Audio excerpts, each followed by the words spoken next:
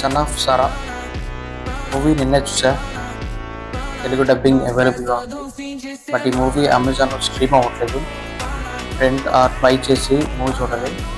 Movie నాకైతే నచ్చింది, బాగుంది.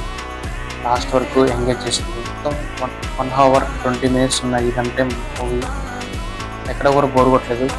కాన్సెప్ట్ కొత్తదేం కాదు, బట్ దాని చుట్టూ క్యారెక్టర్ డెవలప్మెంట్, స్టోరీ ఇదంతా కూడా ఇంట్రెస్టింగ్గా ఎంగేజింగ్గా చేశారు. మూవీలో చాలా disturbing scenes and visuals and adult content ఉంది.